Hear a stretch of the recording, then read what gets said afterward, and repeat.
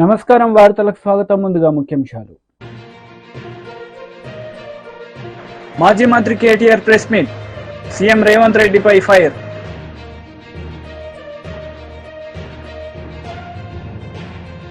YCP leader press meet, TDP నేతలపై fire. Congress నేతలు media సమావేశం నిర్వహించారు. ఈ సందర్భంగా పలు అంశాలపై వారు మాట్లాడారు. జనవాడ ఫామ్ హౌస్లు, కేటీఆర్ ఫామ్ హౌస్ చుట్టూ అభివృద్ధి, హరీష్ రావు ఫామ్ హౌస్ చుట్టూ అభివృద్ధి, కవిత గారి ఫామ్ హౌస్ చుట్టూ అభివృద్ధి. అంతేనా మీకు కనబడింది? అదేనా అభివృద్ధి అంటే? హైదరాబాద్ అభివృద్ధి అంటే మీ ఫామ్ హౌస్ చుట్టూ జరిగే అభివృద్ధేనా? ఎందుకు మీరు ఓల్డ్ సిటీ ఈ భాగ్యనగరం మీద మీరు ఎందుకు దృష్టి పెట్టలేదు? దృష్టి పెట్టపోగా ఇవాళ మేము సమూలంగా,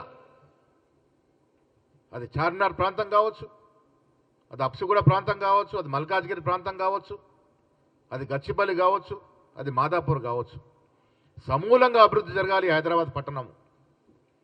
అది బీదవాడి ప్రాంతం కావచ్చు, ధనవంతుడు నివసించే ప్రాంతం కావచ్చు, సమూలంగా హైదరాబాద్ అభివృద్ధి జరగాలన్నదే కాంగ్రెస్ పార్టీ యొక్క ఆకాంక్ష, రేవంత్ రెడ్డి గారి యొక్క ముఖ్యమంత్రి గారి యొక్క ఆలోచన. ఆ దశగా పోతూ ఉంటే ఇవాళ మీరు దీన్ని అడ్డంకులు సృష్టిస్తూ అబద్ధ ప్రచారాలు చేస్తూ సోషల్ మీడియాలో ఏదో జరిపినట్టుగా సృష్టిస్తూ ఉన్నారు. దీన్ని మేము పూర్తిగా ఖండిస్తూ ఉన్నాం. ఒక్కసారి గతం గుర్తు చేసుకుంటే మంచిది కాబట్టి నేను మల్లన్న సాగర్ విషయం మీకు దృష్టికి తెస్తా ఉన్నాను. 2015-16లో మల్లన్న సాగర్ కింద ఏటిగడ్డ, కిష్టాపూర్ కానీ, ఎర్రవెల్లి కానీ, లక్ష్మాపూర్ కానీ 12 గ్రామాల ప్రజల్ని మీరు సిఆర్పిఎఫ్ జవాన్లతో తొక్కించి కొట్టించి అర్ధరాత్రులు, రేపు కోతకొచ్చిన పంట కోసుకోవాల్సిన పరిస్థితులు అర్ధరాత్రులు అరెస్టులు చేసి మూకుమ్మడిగా వందలాది ట్రక్కులు పెట్టి ప్రజల్ని తరలించినటువంటి విషయాలు ఇంకెవరు ప్రజలు మర్చిపోలేదన్న మాట కూడా సందర్భం మనవి చేస్తాను. హరీష్ రావు గారు ఒక్కసారి మీరు వెనక్కి తిరిగి మల్లన్న సాగర్ విషయంలో మీరు జరిపినటువంటి అరాచకం ఒక్కసారి గుర్తు చేసుకుంటే బాగుంటుంది. ఇవాళ మీరు మాట్లాడే ముందనే మాట కూడా నేను మనవి చేస్తా ఉన్నాను. సిరిసిల్ల వీరుడు కేటీఆర్ ఇవాళ సిగ్గు లేకుండా మాట్లాడుతూ ఉన్నారు. నీ స్నేహితులు, నీ బంధువులు చేసే ఇసుక దందా, ఇసుక మాఫియా వల్ల ఆనాడు ఎరకల భూమయ్యని లారీతో తొక్కించి చంపితే తెలంగాణ ఇచ్చిన తల్లిగా పేరున్న మీరా కుమార్ గారు అక్కడ పర్యటన చేస్తారంటే అడ్డుకున్నది మీరు గారా అని అడుగుతా ఉన్నాను. 3rd డిగ్రీ ట్రీట్మెంట్ ఇస్తే హరీష్ అనే యువకుడు ఇప్పటికి కూడా పనికి రాకుండా మా చుట్టూ తిరుగుతున్నటువంటి సందర్భం నేరెళ్లలో. కేటీఆర్ వారంకి 2 సార్లు పర్యటన చేస్తే ప్రతి పర్యటనకు ముందు తర్వాత అక్కడ ఉన్నటువంటి కాంగ్రెస్ నాయకుల్ని, సామాజిక కార్యకర్తల్ని జైల్లో పెట్టినట్టు సందర్భం మర్చిపోయినవా కేటీఆర్ అని అడుగుతా ఉన్నాను. మీరు 10 ఏళ్లలో జరిపినటువంటి అరాచకం,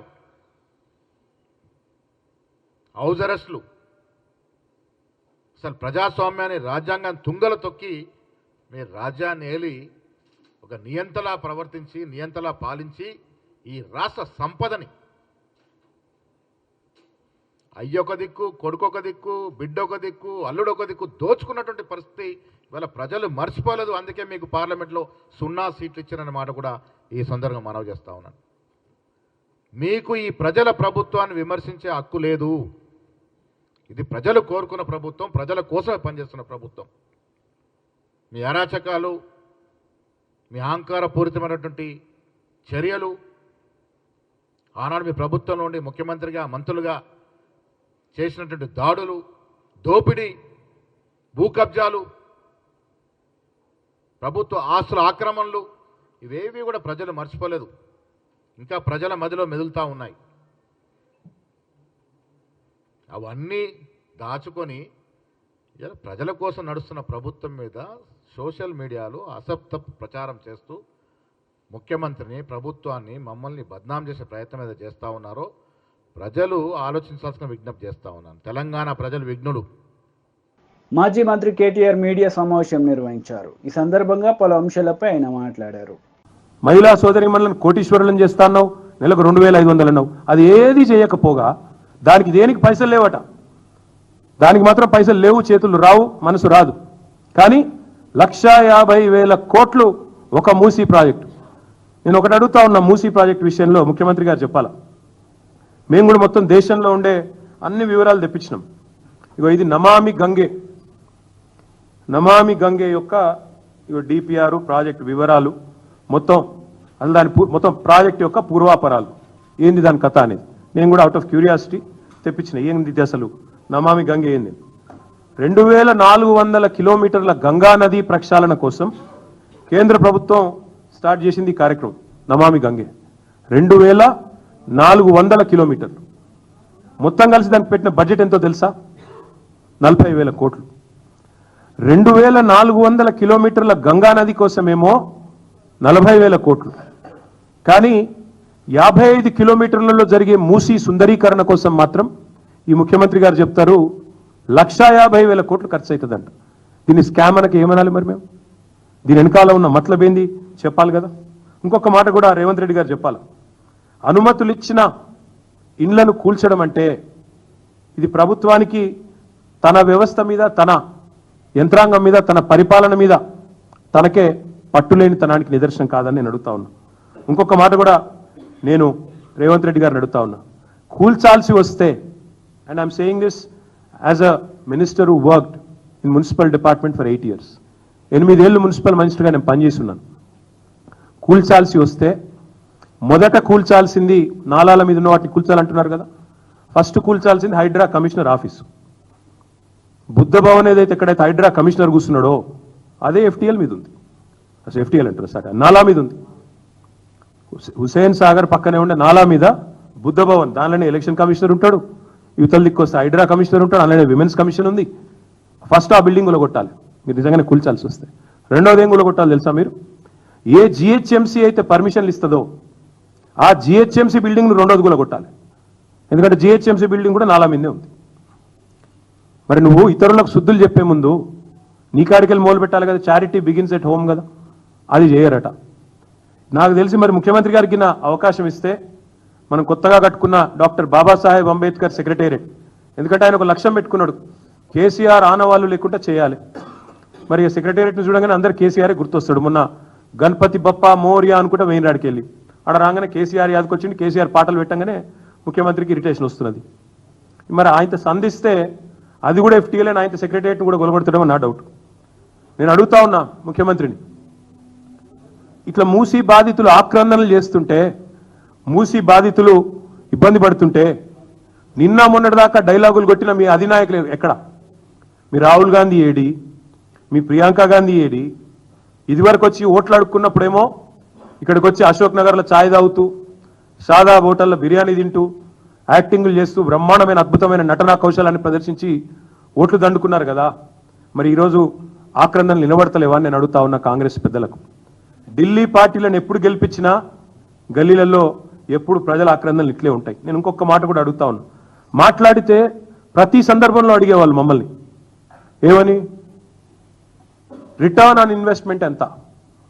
మేము కాళేశ్వరం కడుతుంటే అన్నాడు అడిగినారు, కాళేశ్వరంతో ఏం సాధిస్తారు, ఇంత పెద్ద పెట్టుబడి పెట్టి ఏం సాధిస్తారు అని పదే పదే అడిగేది. కాళేశ్వరం వల్ల ఏమవుతుందని. కాళేశ్వరం గురించి ఒక్కటే ఒక్క మాటలో చెప్పాలి అంటే, కాళేశ్వరం అనేది ప్రపంచంలోనే అతిపెద్ద multi stage lift irrigation project, బహుళార్థ ప్రయోజనాలున్న ప్రాజెక్టు కాళేశ్వరం. ఒక పంటకు 40 లక్షల ఎకరాలకు నీళ్ళు ఇచ్చే ప్రాజెక్టు, 2 పంటలకు 80 లక్షల ఎకరాలకు నీళ్ళు ఇచ్చే ప్రాజెక్టు కాళేశ్వరం.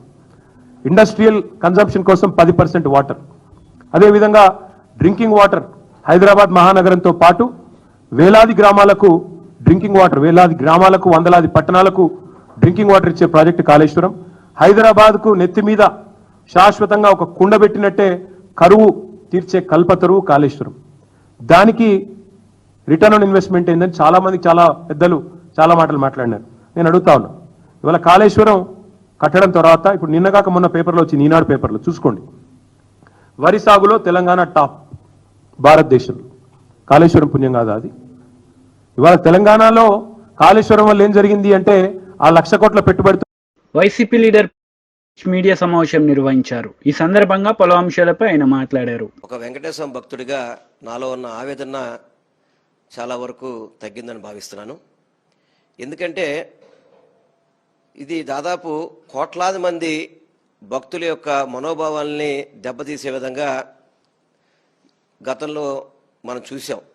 కానీ ఈరోజు సుప్రీంకోర్టు విచారణలో చాలా వరకు వ్యాఖ్యలు బయట రావడం జరిగింది.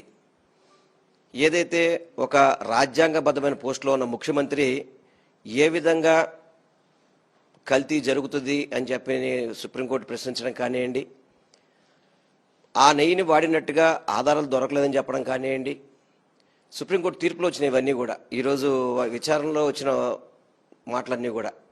అదేవిధంగా ఏదైతే ఈ ప్రభుత్వం తరపున అంటే మన చంద్రబాబు ప్రభుత్వం తరపున వాదించిన అడ్వకేట్ కూడా ఆ ట్యాంకర్లు వాడలేదని చెప్పడం కానివ్వండి, పూర్తిగా కూడా చాలా వరకు భక్తుల మనోభావాలకి ఆవేదనకి గురికాకుండా ఉండే విధంగా ఈరోజు సుప్రీంకోర్టు యొక్క వ్యాఖ్యలు చూస్తే అర్థమవుతుంది. దయచేసి నేను ఒక్కటే కోరుకునేది, కోట్లాది మంది భక్తులు గత కొద్ది రోజుల నుంచి చాలా ఆవేదనతో బాధపడిన పరిస్థితులు. ఎందుకంటే ప్రతి ఒక్కళ్ళు కూడా ఎలవేల్పుగా చూసుకునే వెంకటేశ్వర స్వామి గారి యొక్క ప్రసాదాన్ని కల్తీ జరిగిందని చెప్పని బాధపడే పరిస్థితి, చాలామంది భక్తులు బాధపడిన పరిస్థితి నేను దగ్గరుండి చూశాను. ఈరోజు సాక్ష్యాధారాలతో సహా సుప్రీంకోర్టులో అంటే ఇటు వైవి సుబ్బారెడ్డి గారు కానీ వేనేయండి, లేకపోతే సుబ్రహ్మణ్య స్వామి గారు వేనేయండి, ఇతరులు చాలామంది కూడా దీని మీద సుప్రీంకోర్టులో విచారణకి కోరుకున్న పరిస్థితులు మనం చూసాం. కానీ ఒక ముఖ్యమంత్రి స్థాయిలో ఉన్న వ్యక్తులు ఇటువంటి ఆధారాలు లేకుండా మాట్లాడడం అనేది బాధ్యతారాహితంగా ఉన్నాయనేది మనకి ఈరోజు అర్థమవుతుంది. పూర్తిగా కూడా ఈరోజు సుప్రీంకోర్టు విచారణలో తెలిసింది ఆ బళ్ళు వాడలేదని చెప్పని. అదేవిధంగా ఒకవేళ మీకు ఆ యొక్క దీంట్లో తీర్పు వచ్చుంటే కనుక మన ల్యాబ్లో రిపోర్ట్ వచ్చుంటే రెండో ల్యాబ్కి ఎందుకు మీరు పంపలేదు, ఒపీనియన్ పంపలేదని చెప్పిన కానివ్వండి, ఎందుకు ఇన్నాళ్ళు గ్యాప్ ఇచ్చారు, జూలై 23వ తారీఖు జరిగితే సెప్టెంబర్ 18వ తారీఖు వరకు ఎందుకు మీరు దీన్ని గోప్యంగా ఉంచారు, అదేవిధంగా సిట్టు వేయాల్సిన అవసరం ఏంటి, ఇవన్నీ కూడా కోర్టు ప్రశ్నించింది. ఇవన్నీ కూడా అంటే భక్తులకు ఎన్నో అనుమానాలు ఉన్నాయి. ఆ అనుమానాలని తొలగించే విధంగా కోర్టే ఈరోజు సుప్రీంకోర్టే ఇవన్నీ ప్రశ్నించినందుకు ఒక వెంకటేశ్వర భక్తుడిగా చాలా ఆనందాన్ని వ్యక్తం చేస్తున్నాను. తప్పకుండా ఇది కోర్టు పరిధిలో ఉంది కాబట్టి, రేపు మళ్ళీ 3వ తారీఖు నాడు దీని మీద విచారణ ఉంది కాబట్టి తప్పకుండా ఆ విచారణలో అన్ని నిజాలు బయటపడతాయని చెప్పి మాత్రం నేను వెంకటేశ్వర భక్తుడిగా నేను ఆశిస్తున్నాను. నేను ఇప్పటికి కూడా గౌరవ ముఖ్యమంత్రి గారికి ఒకటే చెప్తున్నాను, దయచేసి రాజకీయాల్లోకి వెంకటేశ్వర స్వామిని కానీ తిరుమల తిరుపతి దేవస్థానాన్ని కానీ మీరు లాగబాగండి స్వామి. ఎందుకంటే భక్తులు ఎంతోమంది, ఇది రాజకీయాలు వద్దు, ఎందుకంటే పార్టీలు వేరు రాజకీయాలు వేరు. వెంకటేశ్వర స్వామికి ప్రపంచవ్యాప్తంగా కూడా భక్తులు ఉన్నారు. వాళ్ళందరూ కూడా ఈరోజు ఆవేదన పొందిన పరిస్థితులు ఈ సుప్రీంకోర్టు విచారణ ద్వారా అందరికీ కూడా చాలా వరకు అనుమానాలు తొలగినాయి. రేపు 3వ తారీఖు నాడు వచ్చే తీర్పు కూడా భక్తులకి అందరికీ కూడా ఆవేదన తీరే విధంగా ఉంటుందని చెప్పి మనస్ఫూర్తిగా కోరుకుంటూ ఈ వెంకటేశ్వర భక్తులందరికీ కూడా ఒక్కటే కోరుకుంటున్నాను, చంద్రబాబు గారిని వెంకటేశ్వరం రాజకీయాలు తీసుకురావద్దు, రాజకీయాల్లో దేవుణ్ణి లాగొద్దని మాత్రం మీ ద్వారా నేను చంద్రబాబు. టీడీపీ లీడర్ మీడియా సమావేశం నిర్వహించారు. ఈ సందర్భంగా పలు అంశాలపై ఆయన మాట్లాడారు. రకాలుగా ఇబ్బంది పడే పరిస్థితి మనం చూస్తున్నాం. దీనికి భిన్నంగా మీరు చూశారు, జూన్ 12, 2024 నాడు ముఖ్యమంత్రిగా నారా చంద్రబాబు నాయుడు గారు ప్రమాణ స్వీకారం చేసిన మొదటి అడుగు నుంచే పారిశ్రామిక రంగానికి సంబంధించి కీలకమైనటువంటి నిర్ణయాలు తీసుకున్న విషయం మీ అందరికీ తెలుసు. అందులో ప్రధానంగా ఈజ్ ఆఫ్ డూయింగ్ బిజినెస్ అని నుంచి స్పీడ్ ఆఫ్ డూయింగ్ బిజినెస్ అనే పాలసీకి అనుగుణంగా పరిగెత్తిస్తున్నాడు. అనుభవం, ఈ రాక్షస పాలన నుంచి చూసినటువంటి ఇబ్బందులన్నీ కూడా గమనించి మొట్టమొదటిసారిగా కాన్సన్ట్రేషన్ చేసినటువంటి రంగం పారిశ్రామిక రంగం. ఎప్పుడైతే ముఖ్యమంత్రిగా చంద్రబాబు నాయుడు గారు ప్రమాణ స్వీకారం చేశారో ఆ రోజే జాతీయ అంతర్జాతీయ సంబంధించినటువంటి అన్ని సంస్థలన్నీ కూడా క్యూ కట్టాయి. దాదాపు 10 లక్షల కోట్ల పెట్టుబడులతో 7.75 లక్షల ఉద్యోగాల లక్ష్యంగానే పాలసీ రెడీ అయింది. అదేవిధంగా వచ్చే 5 ఏళ్ళలో 20 లక్షల ఉద్యోగాలు యువతకు కల్పించాలనే ఉద్దేశంతోనే ముఖ్యమంత్రిగా చంద్రబాబు నాయుడు గారు యువ నాయకుడైనటువంటి నారా లోకేష్ బాబు గారు ప్రతిరోజు యువత గురించి ఆలోచిస్తున్న విషయం మీ అందరికీ తెలుసు. అందులో భాగంగా యువకుడైనటువంటి కర్నూలు జిల్లా వాసి అయినటువంటి టీజీ భరత్ గారికి ఎంతో అనుభవం ఉన్నటువంటి ఫ్యామిలీ అది. మినిస్టర్గా పరిశ్రమల శాఖ మంత్రిగా ఇచ్చి యువకుడిని కూడా ప్రోత్సహించారు. అంటే దాని సందేశం ఏంటంటే యువతను మేము ప్రోత్సహిస్తున్నాం, యువతకు సంబంధించినటువంటి ఉద్యోగాలు ఉపాధి రంగాలు కూడా కేటాయించబోతున్నాం అని చెప్పడానికి ఒక టీజీ భరత్ గారికి ఇచ్చి ఎంకరేజ్ చేసినటువంటి పరిస్థితి మనం చూస్తున్నాం. అట్లనే రాష్ట్రంలో 3 చోట్లు లూలు సంబంధించినటువంటి మీరందరూ చూశారు, రాష్ట్ర వ్యాప్తంగా ప్రజలందరూ కూడా మాల్స్ మొదలు పెట్టడానికి కూడా దాదాపు 172 కోట్లతో లూలు సంస్థ సిద్ధమైంది. అది కూడా వైజాగ్ యూనిట్ మాల్ కూడా నిర్మించబోతున్న విషయం మీ అందరికీ తీసుకొస్తున్నాను. అదేవిధంగా రాష్ట్రంలో 2800 కోట్ల పెట్టుబడితో గోద్రేజ్ సంస్థ రానున్న విషయం ఈ సందర్భంగా నేను గుర్తు చేస్తున్నాను. అదేవిధంగా బ్రూక్ ఫీల్డ్ మన రాష్ట్రంలో పెట్టుబడులు పెట్టడానికి ఆసక్తి చూపిస్తుంది. అదేవిధంగా HCL 2వ దశ విస్తరణకు సంబంధించి దాదాపు 15,000 ఉద్యోగాల కల్పనకు జరుగుతుంది. అదేవిధంగా మెగా సిటీ ఏర్పాటుకు సంబంధించి ఫ్యాక్కాన్ 4,000 కోట్లతో విన్ ఫాస్ట్ పెట్టుబడులు పెట్టనున్నాయి. అదేవిధంగా జయరాజ్ ఇస్మాత్ 2వ దశ విస్తరణ కూడా సంబంధించినటువంటి ఇప్పుడే పనులు మొదలైనాయి. మరి ముఖ్యంగా medical university, AI artificial intelligence university, industrial research park ఏర్పాటుకు సంబంధించి SRM యూనివర్సిటీ ఆల్రెడీ ముందుకొచ్చింది. అదేవిధంగా శ్రీ సిటీలో 1570 కోట్ల పెట్టుబడులతో నెలకొన్న 1500 సంస్థలు కార్యకలాపాలు ఇప్పటికే స్టార్ట్ అయినాయి.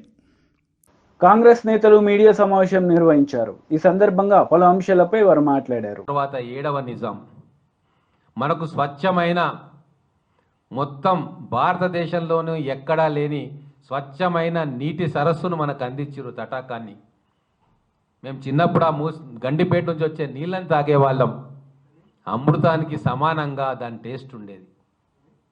మరి అది మన భవిష్యత్ తరాలకు అందియకూడదా? ఇంకా వాళ్ళు బిస్లరీలు కొనుక్కోవాలా? అయ్యా, నువ్వైతే ఇటలీ నుంచి, ఫారిన్ నుంచి తెచ్చే నీళ్లు తాగుతావు కేటీఆర్. మరి ఆ పేద పిల్లలు ఏం చేస్తారు? వాళ్ళు తాగాల్సింది ఇక్కడి నీరే, వాళ్ళు తాగాల్సింది గండిపేట హిమాయత్ సాగర్ నీళ్ళే. మరి వాళ్ళకు స్వచ్ఛమైన నీరు అందించాల్సిన బాధ్యత ఈ ప్రభుత్వానికి. అందుకే మీరు ఎన్ని గగ్గోలు పెట్టినా ఖచ్చితంగా మా ప్రభుత్వం కృతనిశ్చయంతో ఉంది. మూసీ నదిని రిజువనేట్ చేస్తాం, పునరుజ్జీవింపజేస్తాం. మల్లన్న సాగర్ నుంచి పైప్ లైన్ ద్వారానా, కెనాల్ ద్వారానా 15 TMCలు గండిపేట హిమాయత్ సాగర్లో పడేటట్టు చేస్తాం. అక్కడి నుంచి నీళ్లు రిలీజ్ చేస్తే జీవనదిలాగా మూసీ నది తయారవుతుంది. అప్పుడు మొత్తం ఆ చుట్టుముట్టు ఉన్న 25 లక్షల మంది జనాలకి రోగాల బారిన పడకుండా స్వచ్ఛమైన గాలి, నీరు లభించే ఏర్పాటవుతుంది. ఇంత పెద్ద ప్రణాళికను ఎంత ఖర్చైనా సరే చేయాలని మేము సిద్ధంగా ఉంటే 50,000 కోట్లు ఎట్లయితుంది? 1,50,000 కోట్లు ఎట్లయితుంది? అరే ఎవరు చెప్పిండ్రా 1,50,000 కోట్లు ఎట్లయితుంది? హరీష్ రావుది ఇంకో తెలివి. పైసలు కనబడంగానే దాంట్లో ఎంత కమిషన్ అనే లెక్కలు వస్తుంటాయి ఆటోమేటిక్గా కంప్యూటర్ లాగా. ఎందుకంటే ఆయన అదే పని చేసిండు కాబట్టి. మరి 1,00,000 కోట్లు కాళేశ్వరం గోదావరిలో ముంచి ఎన్ని లక్షల కమిషన్ తీసుకున్నావో ఆయనకు తెలుసు, మాకు తెలియదు. మేము కట్టిన ప్రాజెక్టులు ఇంకా నిటారుగా నిలబడ్డాయి. నాగార్జున సాగర్ నిలబడ్డది, శ్రీశైలం నిలబడ్డది, పోచంపాడు నిలబడ్డది, జూరాల నిలబడ్డది. అనేక ప్రాజెక్టులు కాంగ్రెస్ హయాంలో కట్టినాం, అన్నీ నిలబడ్డాయి. నువ్వు 2 ప్రాజెక్టులు తీసుకొచ్చినావు. ఒకటి కాళేశ్వరం మునిగిపోయింది, పాలమూరు రంగారెడ్డి స్టార్ట్ కాలే. పంపలు ఏడగట్టినా మునిగిపోయినాయి. కాబట్టే తెలంగాణ ప్రజలకు నేను ఒక విజ్ఞప్తి చేస్తున్నా, మేధావులకు విజ్ఞప్తి చేస్తూ ఉన్నా. ఈ చిల్లర రాజకీయాలు చేస్తున్న ప్రతిపక్ష పార్టీల నాయకుల అంతరంగాన్ని వాళ్ళ వెనుక ఉన్న అసలు ఉద్దేశాన్ని గమనించండి. హైదరాబాదును ఒక విశ్వనగరంగా తయారు చేయడానికి చిత్తశుద్ధితోటి కాంగ్రెస్ పార్టీ ప్రయత్నం చేస్తుంది. కొంతమంది పేదవారికి నష్టం జరుగుతుంది, కానీ వాళ్ళని ఆ మురికి కూపంలోంచి తీసుకొచ్చి స్వచ్ఛమైన పరిసరాల్లో వారికి రిహాబిలిటేట్ చేస్తాం. వార్తలు ముగించే ముందు ముఖ్యాంశాలు మరోసారి. మాజీ మంత్రి KTR press meet, CM Revanth రెడ్డిపై ఫైర్.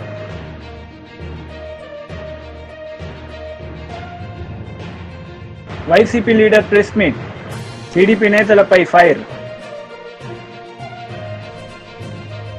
ఈ వార్తలు ఇంతటితో సమాప్తం. తిరిగి ప్రసారమయ్యే వార్తల్లో మళ్ళీ కలుద్దాం. అంతవరకు సెలవు. నమస్తే.